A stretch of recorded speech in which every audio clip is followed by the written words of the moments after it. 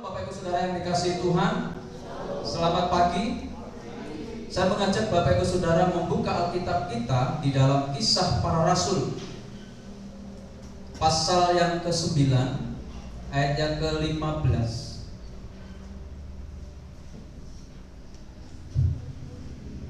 Kisah Para Rasul pasal 9 ayat yang ke-15. Silakan Bapak Ibu Saudara menyimak. Saya akan membacakan untuk Bapak Ibu Saudara. Kisah Para Rasul 9 ayat yang ke-15. Demikian firman Tuhan. Tetapi firman Tuhan kepadanya, pergilah, sebab orang ini adalah alat pilihan bagiku untuk memberitakan namaku kepada bangsa-bangsa lain, serta raja-raja dan orang-orang Israel.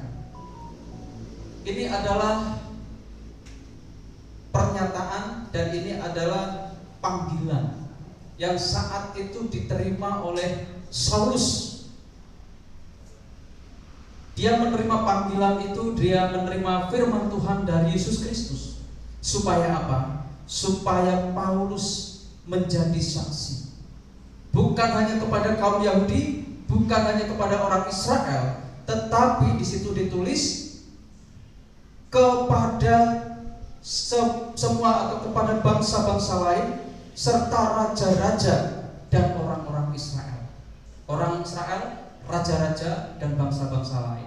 Dengan kata lain bahwa sesungguhnya kabar baik, bahwa sesungguhnya anugerah tidak hanya bisa dinikmati oleh orang Israel, tetapi juga kepada bangsa lain dan juga kepada pemimpin-pemimpin.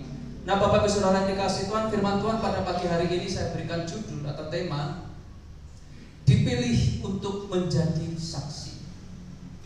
Kita melihat acuannya dari Saulus. Masa ini adalah masanya Saulus, belum menjadi Paulus.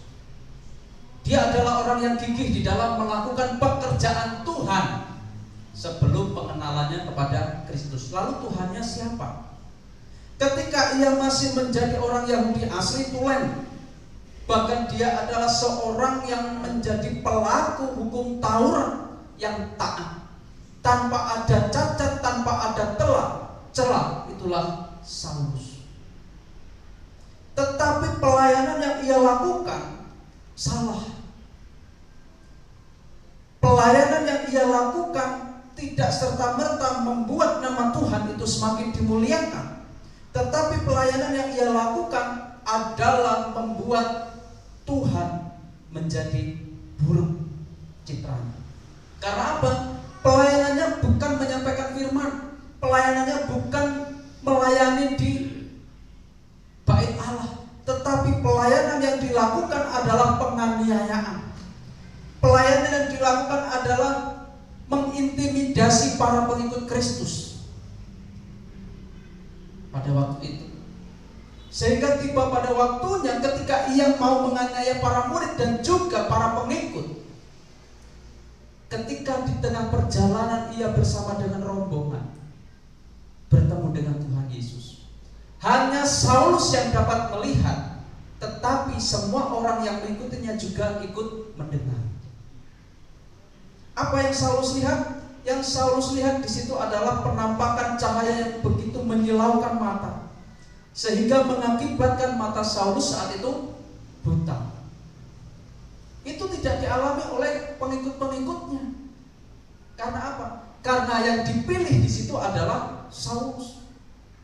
Lalu terdengarlah suara dari Tuhan, Saulus, Saulus, kenapa engkau menganiaya aku?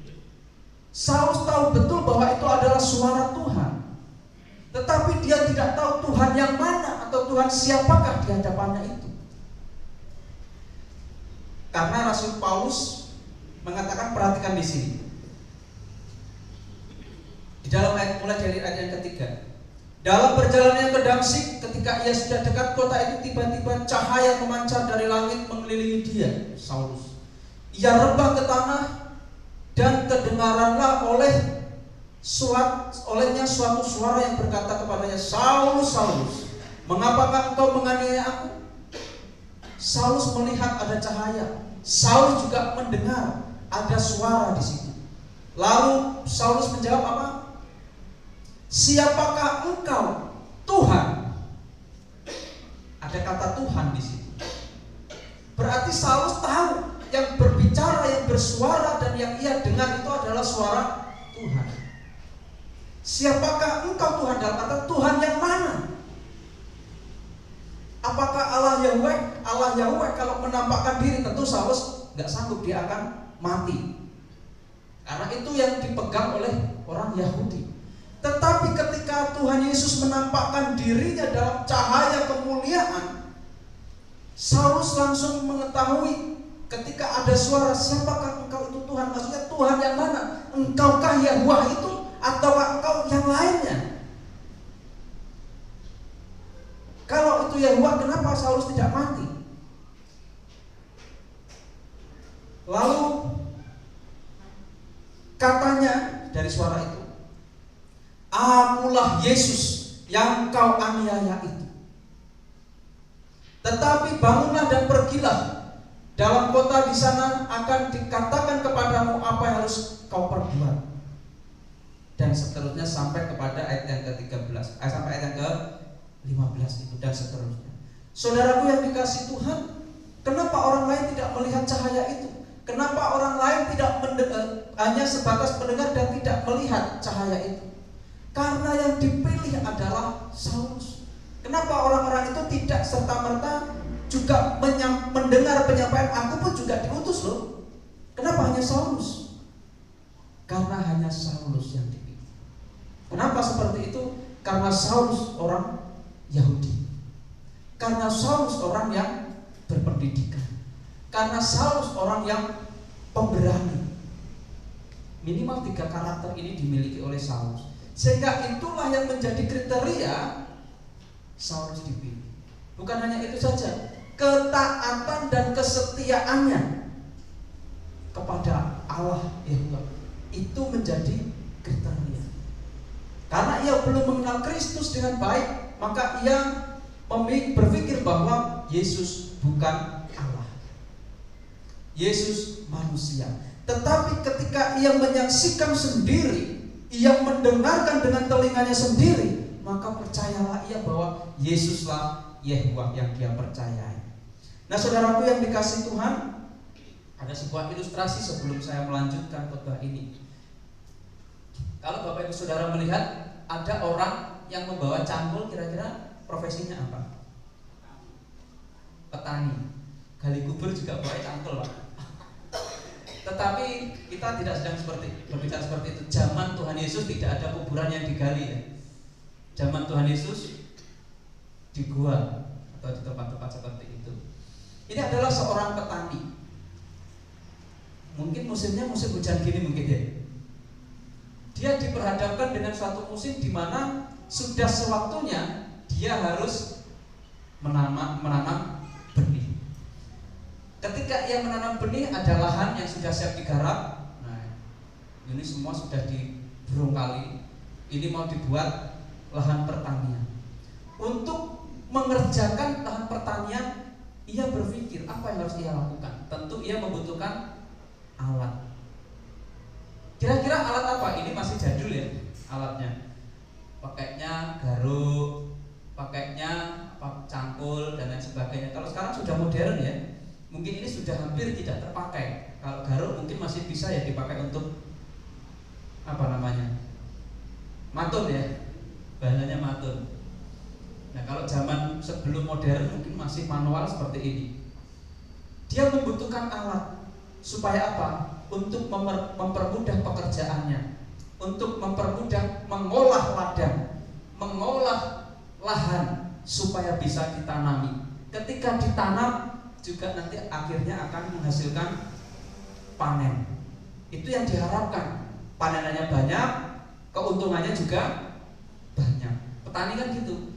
Nih yang menjadi problem ketika sudah panen banyak, harga jatuh. Kita tidak akan membahas harga tapi kita akan membahas ini. Seorang petani ketika mau mengolah lahan pertaniannya, ia membutuhkan alat untuk menopang. Zaman sekarang sudah canggih.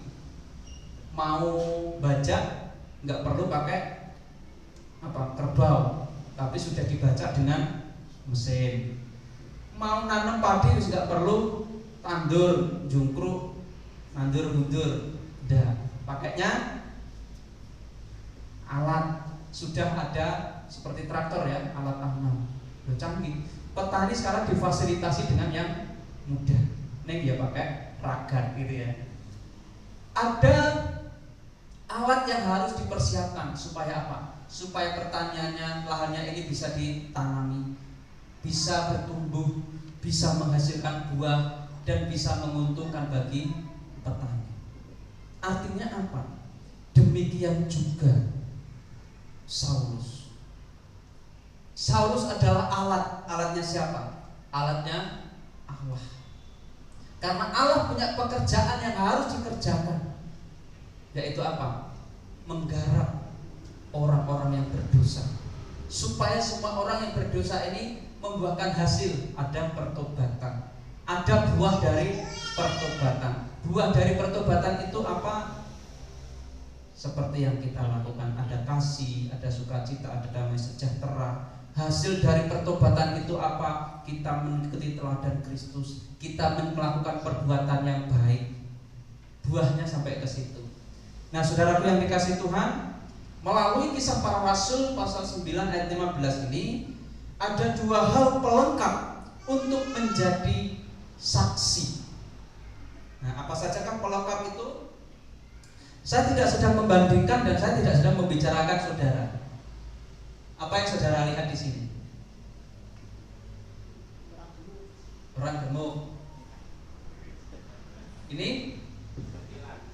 Ini mohon maaf, para wanita jangan tersinggung ya. Ini soalnya gambarnya wanita. Karena ketika hal ini muncul dan disampaikan, wanita itu sensitif, Pak, Bu.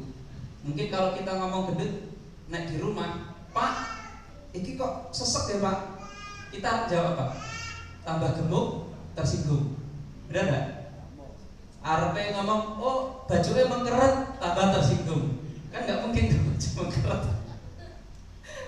Ini jangan tersinggung, ini hanya sebagai ilustrasi. Ini bisa dibalik bolak atau bolak-balik ya.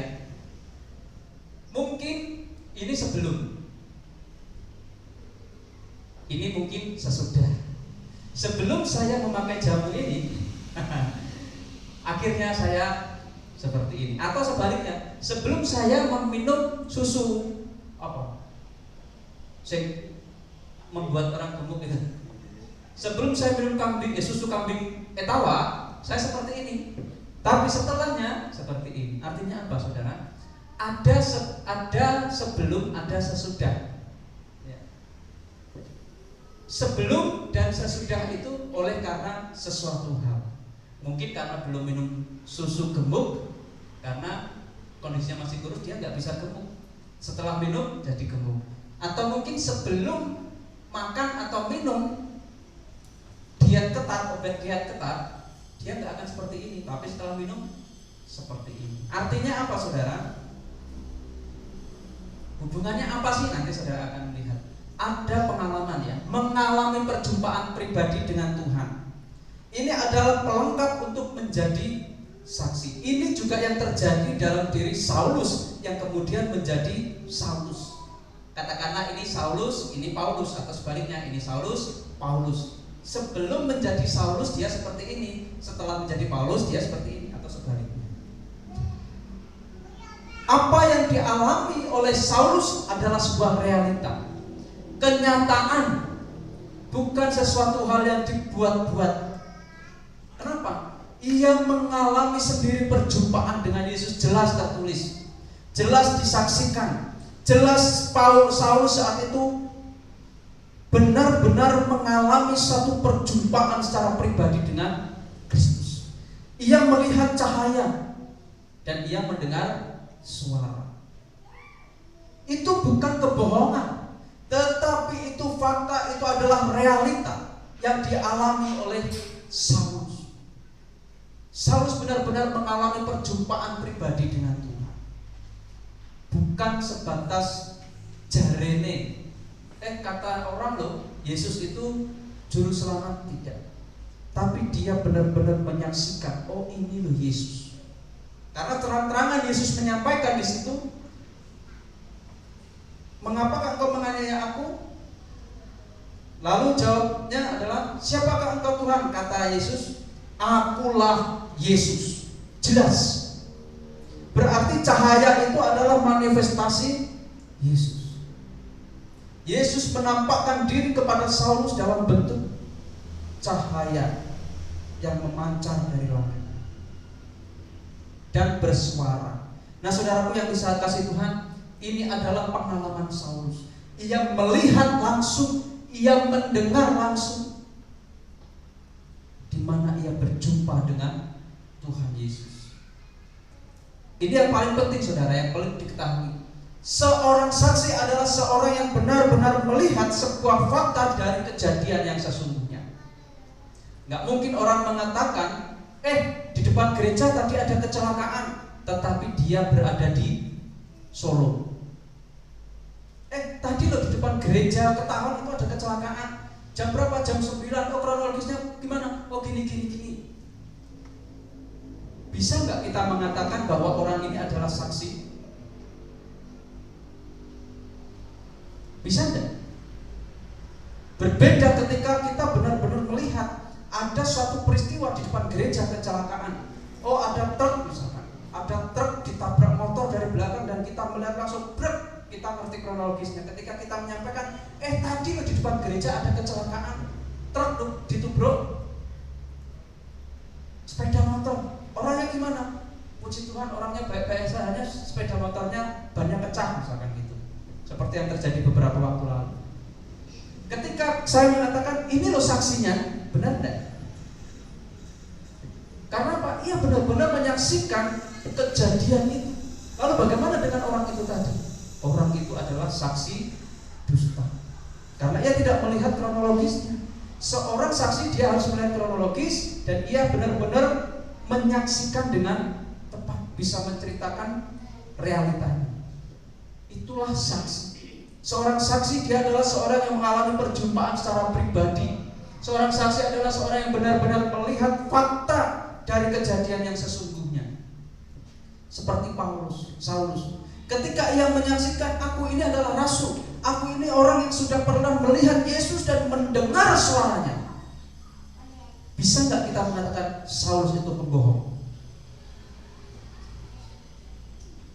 Kita nggak bisa, karena apa? Dia benar-benar menyaksikan, dia benar-benar melihat, dia benar-benar mendengar suara itu. Itu saksi yang sesungguhnya. Pertanyaan yang muncul di dalam benak kita, sudahkah Anda mengalami perjumpaan dengan Tuhan? Untuk menjadi saksi minimal satu hal ini terjadi, ada perjumpaan secara pribadi dengan Tuhan. Pak, saya belum pernah melihat wujudnya Yesus dalam bentuk cahaya pun tidak, dalam bentuk merpati pun tidak, dalam bentuk api pun tidak, angin pun, angin mungkin iya, tapi apakah itu bisa mewakili suara Yesus, kehadiran Yesus? Saya bertanya, sudahkah saudara mengalami perjumpaan dengan Yesus secara pribadi? Untuk menjadi saksi minimal saudara sudah mengalami perjumpaan pribadi. Saudara percaya Yesus? Kapan saudara percaya? Kapan saudara percaya? Dengan cara apa saudara menjadi orang percaya?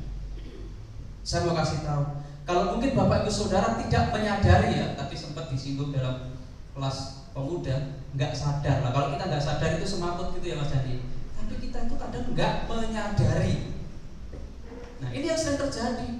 Kita itu sering tidak menyadari bahwa kita sudah mengalami perjumpaan dengan Kristus secara pribadi. Perjumpaan Kristus akan membuahkan hasil. Sama seperti Saulus, apa hasilnya? Ketika ia berjumpa dengan Yesus, hasilnya adalah perubahan. Ini hanya ilustrasi ya. Artinya apa? Setelah ia menemukan sesuatu yang cocok, maka dia akan mengalami perubahan. Nah, dia pengen kurus, dia menemukan produk yang cocok untuk diet. Kalau yang dari kurus ke gemuk, dia menemukan susu yang cocok, formula yang cocok untuk bisa menjadi penambah berat badan. Sama seperti Saulus. Ketika ia sudah berjumpa, ada satu perubahan yang tadinya Saulus menjadi Paulus, bedanya Saulus dengan Paulus apa? Saulus penganiaya, Saulus mengasihi dengan memberitakan kabar baik. Ketika dia berjumpa dengan Yesus sudah ada perubahan. Perjumpaan itu menghadirkan pertobatan. Apa yang terjadi oleh Saulus pada diri Saulus adalah pertobatan. Ketika ia berjumpa dengan Kristus, ia mengalami perjumpaan dengan Kristus, ada perubahan dalam hidupnya, ada pertobatan di dalam dirinya.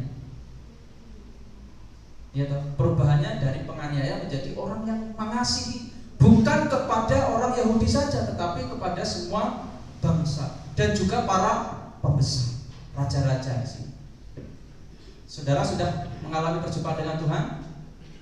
Halo? Sudah. Baru menyadari atau sudah lama tahunya? Ketika saudara mengalami perjumpaan, ada perubahan itu. Ketika saudara mengalami perjumpaan, ada pertobatan. Ketika saudara mengalami perjumpaan dengan Kristus, maka kehidupanmu akan berbalik dari sebelum engkau mengenal Yesus dengan sesudah bertemu dengan Yesus. Nah, ini aplikasinya.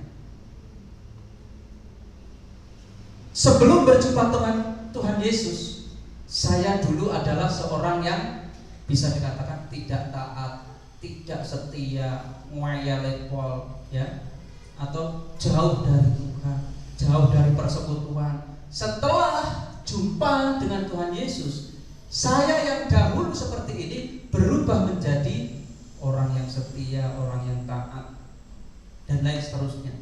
Itu adalah buah dari perjumpaan secara pribadi dengan Tuhan Yesus. Dulu tidak tertarik pelayanan, sekarang giat melayani.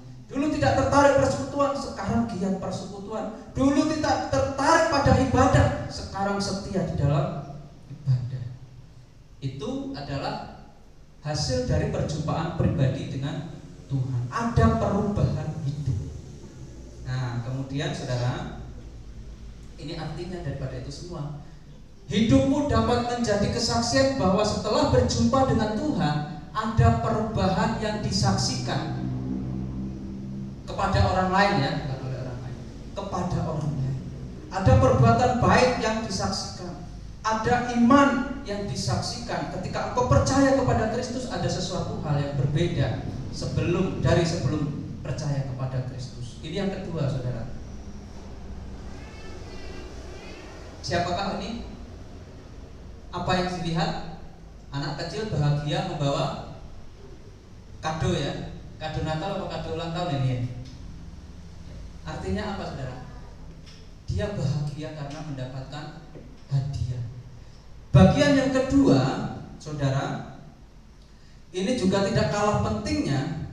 Ini juga adalah pelengkap untuk bisa menjadi saksi. Selain mengalami perjumpaan dengan Tuhan Yesus secara pribadi, yang kedua adalah mengalami kasih karunia, mengalami anugerah Tuhan, mengalami keselamatan yang daripada Tuhan. Seperti yang dialami oleh Saulus, saudara bisa melihat di situ. Ia merasakan hal yang luar biasa dalam hidupnya, di mana rasa bersalah dan berdosanya digantikan dengan pengampunan, sukacita, bahagia. Karena apa? Karena dia yang seharusnya diklaim menjadi orang yang bersalah, diklaim menjadi orang yang paling berdosa, tetapi rasa bersalah dan rasa berdosanya digantikan dengan pengampunan. Ini sangat membahagiakan, saudara. Dan kemudian kita akan melihat kenapa Saulus sampai mengalami hal seperti itu, merasakan seperti itu. Mestinya kebutaan yang dialami adalah hal yang pantas untuk ia terima. Berapa hari Saulus buta? 3 hari. Harusnya tidak hanya 3 hari. Yang pantas untuk dinikmati, dirasakan oleh Saulus mungkin selama-lamanya, seumur hidup. Kalau kita berbicara tentang hukuman, dia pantas kok. mendapatkan hukuman, bahkan mungkin lebih daripada ini. Harusnya kebutaan itu, tetapi nah ini, namun kasih karunia dari Tuhan Yesus, nah saudaraku, berpihak kepadanya sehingga ia dapat melihat kembali. Dalam waktu 3 hari, ketika Saulus mengalami kebutaan, Saulus mendapat kasih karunia untuk bisa melihat kembali. Siapa yang diutus Yesus? Ananias. Ananias diutus Yesus. Hei Ananias, datanglah kamu kepada Saulus yang saat ini sedang buta. Respon Ananias apa? Tidak Tuhan, dia kan yang menganiaya pengikutmu, dia yang menganiaya murid-muridmu, dia yang ngejar-ngejar murid-muridmu. Aku gak mau. Lalu apa kata Tuhan Yesus? Nanti Bapak Ibu Saudara bisa membaca. Dia akan menjadi alatku. Sama seperti petani tadi yang memilih alat untuk pertanian.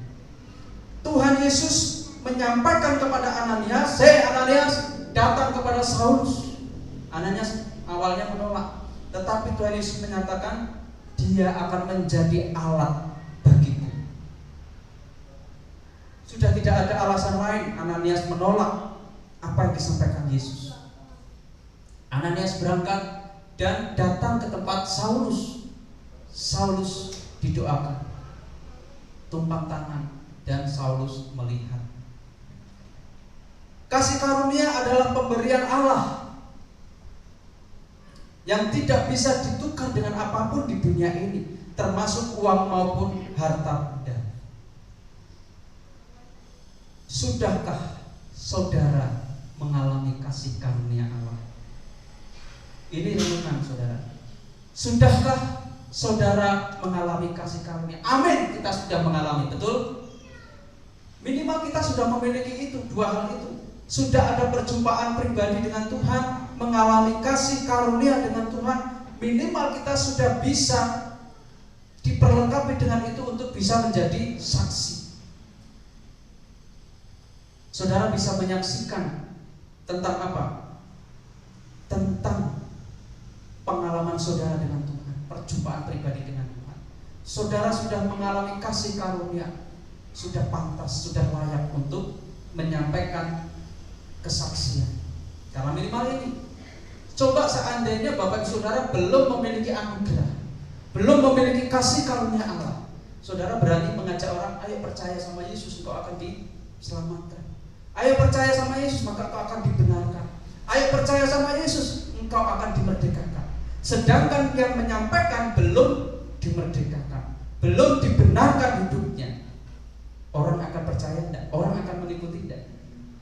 Gampangnya ngomong gini, adik-adik, saya punya permen, sini tak kasih permen. Padahal nggak ada permen.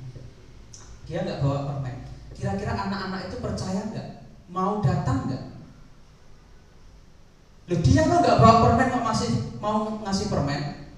Akan berbeda urusannya ketika saya bawa permen. Adik-adik, saya bawa permen, sini tak kasih, ambil lo satu persatu gratis. Pikir panjang enggak? Oh, itu bawa permen, ayo datang, kita ambil satu-satu. Gambarnya gitu. Ketika kita sudah mengalami kasih karunia, kita mengalami kemerdekaan Allah, kita mengalami pembebasan Allah, maka kita bisa dengan santai untuk menyampaikan, ayo datang, aku lo sudah menikmatinya, aku lo sudah mengalami itu. Kamu harus mengalami. Kalau kamu ingin dimerdekakan, kamu ingin dimenangkan, ayo datang. Aku sudah mengalaminya, orang akan percaya. Begitupun juga sebaliknya. Saudaraku, kasih karunia ada pada kita bukan untuk kita miliki sendiri. Ada orang lain di sana yang membutuhkan, ada orang lain di sana yang sesungguhnya memerlukan itu. Kita mau gak membagikan? Kita sudah mengalami pengalaman dengan Tuhan. Kita sudah mendapatkan kasih karunia Tuhan, berikan itu. Orang yang sudah mengalami kasih karunia Allah, sudah tentu seluruh hidupnya diubahkan menjadi baru. Harusnya orang yang yang sudah menerima kasih karunia, orang yang sudah dimerdekakan, orang yang sudah menerima keselamatan, harusnya hidupnya bisa menjadi teladan. Karena apa? Karena dia sudah diubahkan menjadi pribadi yang baru dan mempersembahkan seluruh hidupnya kepada Allah. Contohnya ini, saudara, komitmen melayani Tuhan dengan ketulusan. Contohnya, mengabdikan semua yang ada pada kita. Ini bagi orang yang sudah mengalami kasih karunia, komitmen di dalam melayani, komitmen untuk mengabdikan semua yang ada pada kita, komitmen untuk kita mau menyampaikan kabar sukacita dan juga menyampaikan kasih karunia kepada orang lain. Siap untuk menjadi saksi? Hanya sedikit yang mau menjadi saksi. Saudaraku, menjadi saksi itu tidak sulit. Seringkali kita sulit bersaksi karena apa? Males ngomong. Sebenarnya hanya mengatakan aku biyen uripku enggak sebaik itu. Tapi ketika aku sudah mengenal Yesus, hidupku berubah, itu sudah kesaksian. Apakah saya mengajak dia? Apakah saya memaksa dia? Tidak. Saya hanya menyampaikan perubahanku terjadi oleh karena Yesus. Apakah saya menyalahi aturan? Apakah saya bersalah ketika saya menyampaikan itu? Tidak. Menyampaikan kesaksian, bersaksi tidak harus mengajak dia untuk ikut kita. Minimal ia mendengar kesaksian kita. Itu bagian Roh Kudus untuk membawanya kepada Kristus. Tugas kita apa? Menyampaikan. Tugas kita apa? Bersaksi. Tugas kita apa? Menjangkau. Itu tugas kita. Selebih itu, bagaimana dia nanti percaya, bagaimana dia nanti ikut Kristus, itu bagiannya Tuhan. Itu porsinya Tuhan. Tugas kita dan mendoakan. Doakan, bersaksi. Kesimpulan. Setiap pengikut Kristus secara otomatis tertanam dalam dirinya untuk menjadi saksi. Berarti menjadi saksi itu adalah wajib. Matius ya, amanat agung Kristus. Pergi, jadikan semua bangsa murid. Itu tugas siapa? Pergi, jadilah saksi. Tugas siapa? Pak Pendeta mawon gitu. Saudara, nanti yang dapat mahkota kehidupan hanya Pak Pendeta. Kalau tidak diajarkan kepada semua orang, saudara, padahal tugas untuk menjadi saksi itu adalah tugasnya seorang murid Kristus, tugasnya seorang yang percaya, tugasnya seorang yang sudah mengalami perjumpaan dengan Kristus, tugasnya bagi setiap orang yang mengalami kasih karunia Allah. Kalau saudara belum mengalami, wajar saudara nggak berani bersaksi. Tetapi hal yang tidak wajar ketika saudara sudah mengalami perjumpaan dengan Kristus, ketika saudara mengalami kasih karunia dengan Kristus, kasih karunia Kristus, tapi saudara tidak mau bersaksi, itu bukan hal yang wajar. Seorang yang menjadi saksi adalah seorang yang benar-benar melihat atau menyaksikan sendiri suatu peristiwa atau kejadian. Peristiwa atau kejadian apa yang saudara saksikan, akan saudara saksikan? Ada peristiwa di mana saudara pertama kali mengenal Kristus, di mana pertama kali saudara diubahkan oleh Kristus, di mana pertama kali saudara percaya dan diubahkan oleh Kristus. Itu adalah peristiwa perjumpaan saudara secara pribadi, dan itu adalah peristiwa bahwa saudara mengalami kasih karunia. Pemberitaan kabar baik akan menjadi lebih hidup apabila saudara memiliki pengalaman dengan Tuhan. Minimal saudara mengalami perjumpaan secara pribadi dengan Tuhan dan mengalami kasih karunia. Ketika sudah berjumpa dengan Tuhan, ketika sudah mengalami kasih karunia Tuhan, itu yang melengkapi kita untuk bersaksi. Tugas siapakah kesaksian itu? Memberikan kesaksian saudara dan saya. Ya, saudara dan saya dipilih oleh Allah untuk menjadi saksi. Karena apa? Karena kita sudah mengetahui rahasia kebenaran Allah. Karena kita sudah mengetahui rahasia kebenaran, karena kita sudah mengetahui rahasia keselamatan itu ada di mana, kunci kerajaan surga itu ada di mana. Karena kita sudah mengetahui, maka kita yang akan membagikan kepada semua orang. Amin. Amin. Kita berdoa. Saya mengundang pemain musik untuk maju ke depan. Terima kasih Tuhan untuk firman-Mu pada saat ini. Kami percaya Tuhan bahwa setiap kami semua di sini sudah mengalami perjumpaan pribadi dengan Tuhan. Kami percaya Tuhan bahwa setiap kami semua di sini sudah mengalami kasih karunia dan anugerah Tuhan. Berikan kami keberanian ya Roh Kudus untuk kami berbagi kesaksian, membagikan kesaksian hidup, membagikan kesaksian keselamatan itu kepada semua orang.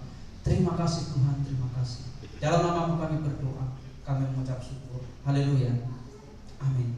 Baik Bapak Ibu sudah dikasih Tuhan, kita akan meresponi firman Tuhan ini dengan satu pujian. Tanda-tanda telah nyata. Nyatakan kemuliaan Tuhan pada segala bangsa. Supaya apa? Supaya kuasa Tuhan dinyatakan. Hai bangkitlah gereja Tuhan. Pandang sekeliling kita, mereka membutuhkan keselamatan. Jadilah orang-orang yang membagikan keselamatan. Tanda-tanda telah nyata. Saya mengajak Bapak Saudara untuk berdiri ke sana-sana. Hujan angin telah tiba, Tuhan sedang melawan turunnya. Ladang telah mengunting, ladang telah mengunting, siap untuk dituang. Banyak jiwa menanti uluran tangan kita. Tuailah, tuailah sekarang, tuailah sekarang. Nyatakan kemuliaan-Nya, nyatakan kemuliaan-Nya pada segala bangsa, dan kuasa-Nya dinyatakan melimpah. Bangkitlah gereja Tuhan, gereja Tuhan, pandang sekelilingmu. Generasi ini selamatkan Tuhan. Ini doaku, tanda-tanda telah nyata.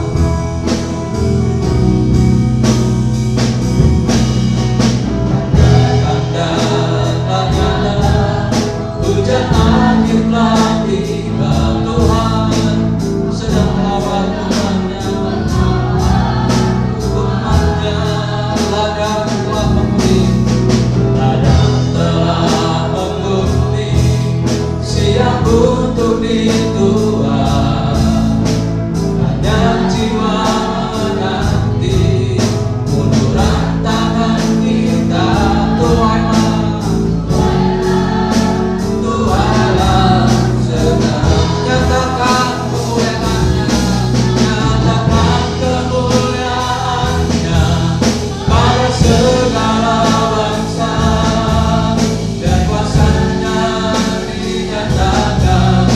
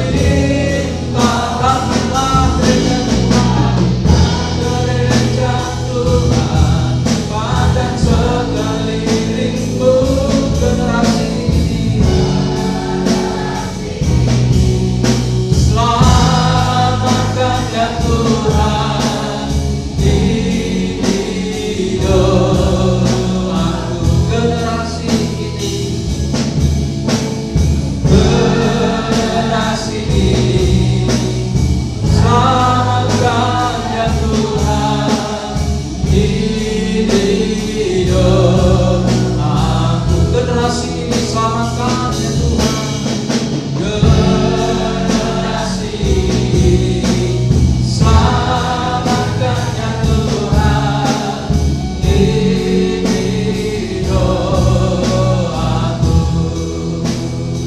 Kami bersyukur Tuhan, firman-Mu mengajarkan kami, firman-Mu meneguhkan kami bahwa kami adalah orang-orang yang sudah dipilih oleh Allah untuk menjadi saksi. Minimal 2 hal ini sudah terjadi pada kami Tuhan. Kami sudah mengalami perjumpaan secara pribadi dengan Tuhan. Kami sudah mengalami kasih karunia itu dengan Tuhan. Setidaknya Tuhan itu menjadi bekal kami untuk menyampaikan suatu kesaksian kepada saudara-saudara kami yang lain, supaya saudara-saudara kami yang lain pun juga mengalami kasih karunia Tuhan. Terima kasih Tuhan, terima kasih. Kami bersyukur buat kebaikan Tuhan, kemurahan Tuhan yang sudah mencurahkan berkat kasih karunia damai sejahtera Tuhan kepada kami. Dan biarlah Tuhan kami dapat menyampaikan itu kepada saudara-saudara kami yang lain. Terima kasih Tuhan, terima kasih penyertaan Tuhan dalam ibadah ini. Ibadah ini selesai pada saat ini Tuhan. Kami percaya Roh Kudus tidak akan pernah berhenti membimbing kami untuk kami menjadi pelaku-pelaku firman Tuhan. Terima kasih Tuhan. Di dalam nama-Mu kami berdoa. Kami mengucap syukur. Haleluya. Amin.